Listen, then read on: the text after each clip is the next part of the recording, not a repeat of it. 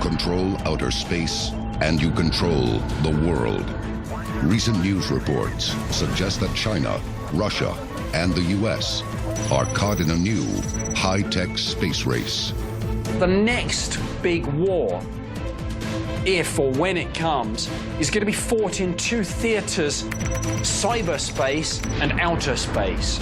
But control of cyberspace is child's play compared to the domination of outer space. And the race between superpowers, as far as we know, is up for grabs. Plans to mine the moon for the experimental propulsion fuel helium-3 are already underway, as are plans to create weaponized satellites. But insiders claim that the US and other countries have already been secretly militarizing space for 50 years. Join us as we investigate the secret existence of a US Space Force.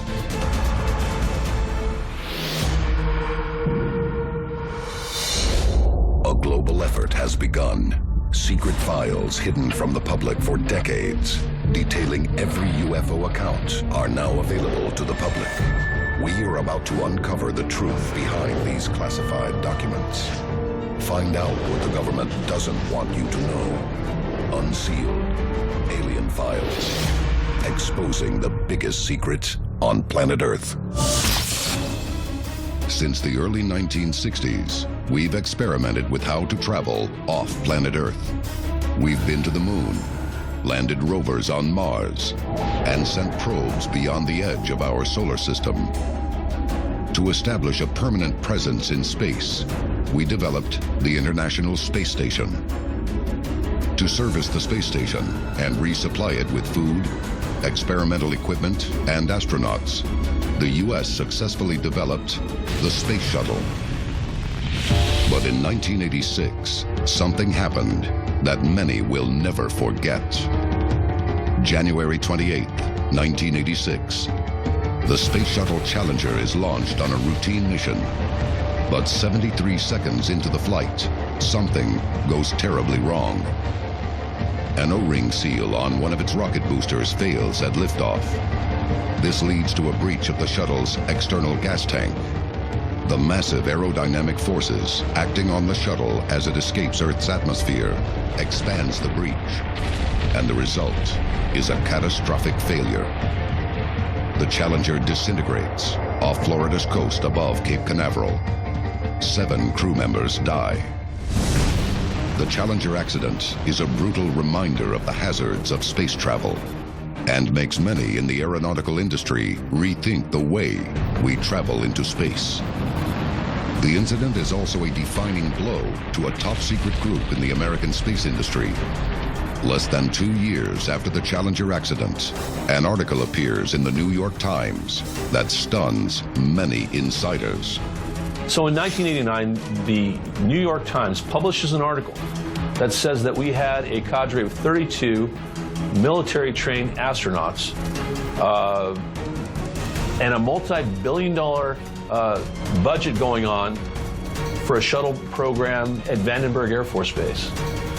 It's crazy. A secret cadre of 32 astronauts who were outside of the normal NASA space program had been axed. And that associated with this, various facilities, effectively an entire secret spaceport, were also going to be mothballed. The article cites the Challenger accident as the key reason the military is getting out of using manned space shuttles. If we had a multi-billion-dollar military space shuttle program going on in Los Angeles and in Vandenberg, multi-billion-dollar, and we didn't know about it, nobody knew about this thing, what else could our government possibly have going on in space? Once again, the government finds itself under suspicion. They could have already had a military space force up there. We really don't know. When we consider the story about the cutting of 32 astronauts from this covert program, I think there's a temptation to think, well, the program in its entirety has been axed. But in my experience of cuts within government, what actually happens is that a small part of the program is cut out to satisfy the financiers. So could a Space Force exist? Absolutely. Could we hide it? Could the government hide that secret? Absolutely. If a Space Force exists, when and why was it created? Unsealed case file. The Twining Memo. July 26, 1947. Less than 3 weeks after the famous UFO crash in Roswell, New Mexico, U.S. President Harry Truman signs the most important act of the 20th century, the National Security Act. It leads swiftly to the creation of the CIA, the National Security Council, an independent Air Force, and the Department of Defense. 3 weeks earlier, four-star General Nathan Twining flies unannounced to Kirtland Air Force Base. Many experts believe he arrives to help cover up the Roswell UFO crash. September 18th, 1947, the CIA is born. 5 days later, the Twining Memo comes out. Nathan Twining wrote a memo which in many ways perhaps set the scene for what a lot of people claim has followed. And he said in his memo that UFOs were real. They are clearly under intelligent control, and they're often seen in close proximity of highly sensitive military establishments and particularly nuclear facilities. He said, for that reason, this subject must be studied carefully and taken extremely seriously. The Twining Memo says we need to investigate the technology, but what do you do with that technology if it's real? What does it give you the ability to do? You have propulsion, you have other technologies like night vision and things like that. So what are you naturally going to do with that information? You're going to corral it, you're going to keep it from your enemies, like the Russians or whoever. You're going to get your best scientists on it, and you're going to run with that technology, and what's the next step? You're going to put it in a craft and use it to go somewhere. So Space Force is born. General Twining may have seen the Roswell crash with his own eyes, but his reaction is to plan a way for America itself to get into space. Coming up, we reveal one of the very first top-secret spacecraft projects, a project conceived before NASA ever made it into orbit. This is Unsealed, Alien Files. Welcome back to Unsealed Alien Files. Evidence may point to the existence of a secret, independent U.S. Space Force. But it's one thing to have a plan, and quite another to put it into action. Unsealed case file, the X-20 Dinosaur. Starting in 1957, the United States Air Force started developing the X-20 Dinosaur. What this was a defense space plane, so to speak, that was going to have a variety of capabilities, or at least that was the intent. The Air Force starts the Dinosaur program a year before the creation of NASA. And it has defense, not exploration, on its mind. The X-20 is allegedly developed for a variety of military missions, including satellite maintenance, reconnaissance bombing, space rescue, and as a saboteur of enemy satellites. When NASA is created, the new space agency develops the Mercury space capsules for exploration and ballistic re-entry. But the design of the Air Force's Dinosaur is eerily similar to the modern shuttle. It can allegedly reach Earth orbit at the speed of an intercontinental ballistic missile and return to Earth by gliding down under pilot control.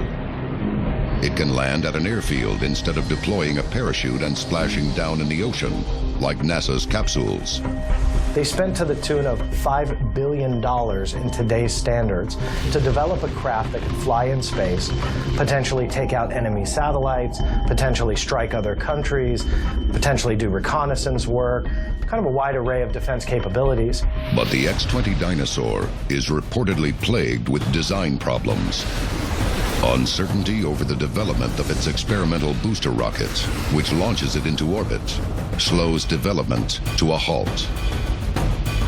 After a comprehensive program study in 1963, Secretary of Defense Robert McNamara says, The X-20 Dinosaur did not have any real objectives for orbital flight. Unfortunately, they really couldn't make the plane. They couldn't build it, and the project was eventually scrubbed. The Air Force's decision to halt the program is a reversal of its previous policy. But could a secret industry have continued to develop the X-20 behind closed doors? In 2001, a hacker from the UK uncovers evidence that points to something many thought did not exist. Unsealed case file. Non-terrestrial officers. Gary McKinnon was a computer hacker that allegedly got into NASA computers and discovered much more than he bargained for. Between 2001 and 2002, UK IT expert Gary McKinnon allegedly gains illegal access to over 50 U.S. agency computer systems, including the secret NASA database. What he claims to have found when he hacked into NASA computers was a list of non-terrestrial Air Force officers. He claimed that he had found pictures of craft. He uncovered, according to him, documentation that proved that not only were aliens real, not only was NASA scrubbing out UFOs in their photos, but also that there was this secret space force that existed that could potentially travel to other planets, or that there were military personnel that were currently in space. He found what he thought were ship names, but instead of being USS Enterprise, it's USS Enterprise, United States spaceship. Gary McKinnon alleges that NASA is actively involved in a massive cover-up. Now, the names of these supposed ships are interesting in themselves, because one of them was apparently the USS Hillencutter. And Hillencutter was one of the people believed to be on the infamous Majestic 12 committee, the super secret body charged with keeping UFOs secret from the public and managing the whole UFO situation. The problem remains, what exactly did McKinnon really see, and what evidence is being covered up? So Gary McKinnon's hack really led to the rise of this idea that there is a secret space force, maybe part of a wider shadow government. I've even heard phrases such as a breakaway civilization used for this.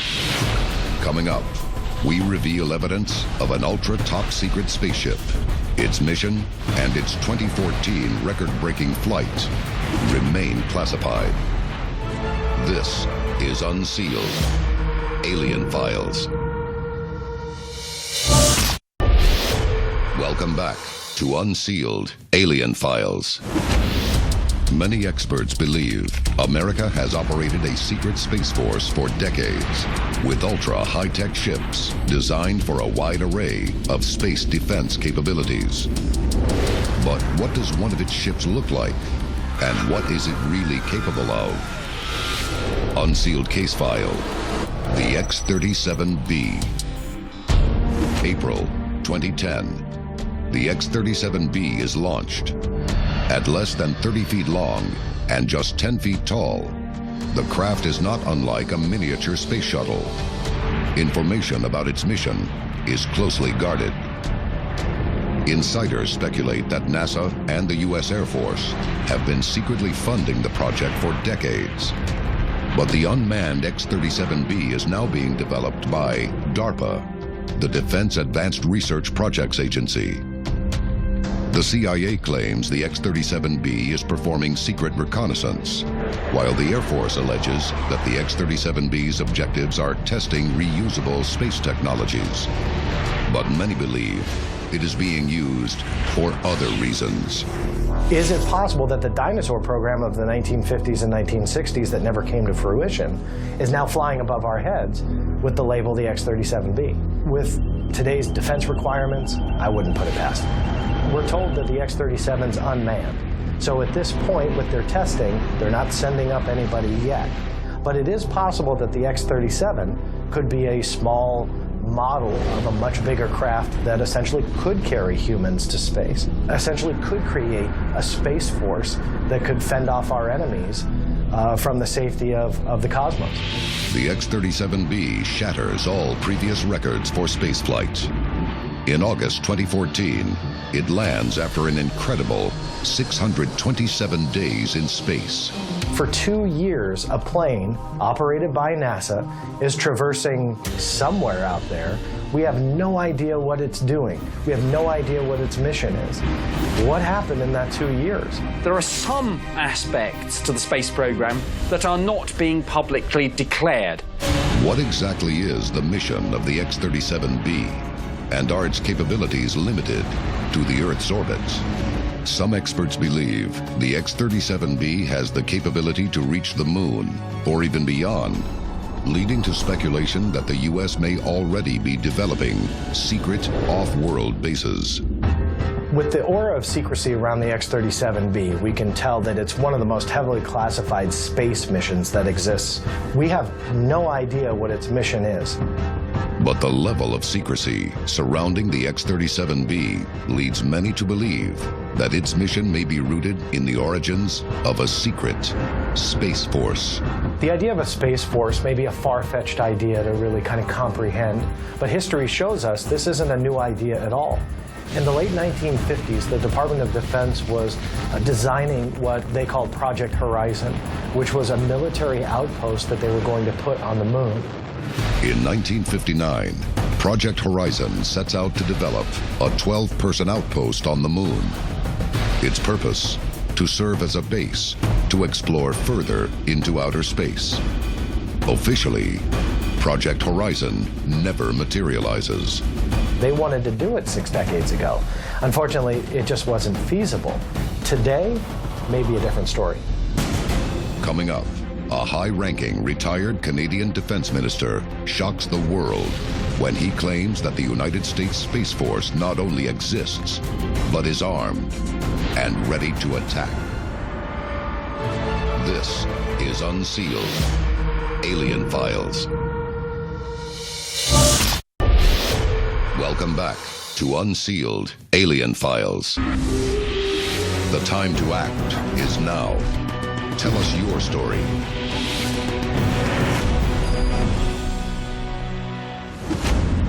For years, many believed that the United States government is operating a secret space force with capabilities beyond the Earth's orbit. Until recently, it has been difficult to prove. But when retired Canadian Defense Minister Paul Hellyer claims there is a shadow government functioning in outer space, it becomes difficult to ignore. Paul Hellyer was the defense minister for Canada for many years. In 2005, he came out with a statement about UFOs because he had seen one, so he was convinced they were real. He has gone on the record as saying not only are UFOs extraterrestrial, but there have been crashes, some vehicles have been recovered, and the US government does have a secret space force that he's actually concerned might one day end up taking hostile action against extraterrestrials.